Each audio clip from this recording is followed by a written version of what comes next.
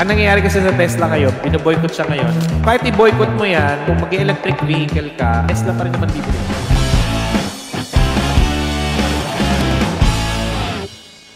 Ang nangyayari kasi sa Tesla ngayon, binoboycott siya ngayon na, uy, ang dami mong pinaggagawa sa government.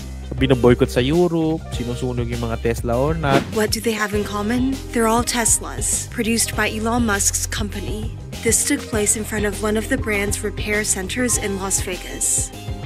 The word resist was spray painted on the door.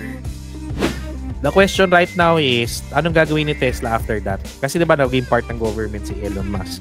Taking advantage of that narrative, kasi ang kalaban mo lang naman sa electric vehicle sa US is Tesla or others.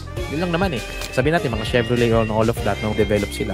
Pero itong mga others na yan, tinarakan na ng tariff ni Trump, 100% EV cars on China. Kahit i-boycott mo yan, kung mag-electric vehicle ka, Tesla pa rin naman bibili mo. Pareho lang silang presyo because of the tariff. Kung kailangan mo ng kotse, babalik ka pa rin kay Tesla, di ba? EV cars perspective. Depende na lang on other. Sa US kasi number 1 si Tesla.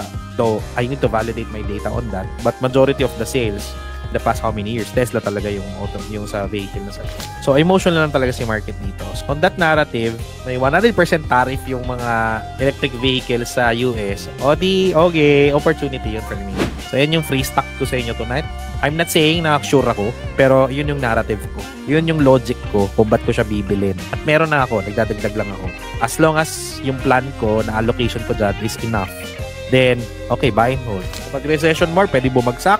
But kung fully allocated ako, hindi na ako dadagdag. Kung may pangdagdag pa ako, then dadagdag. Plano yan.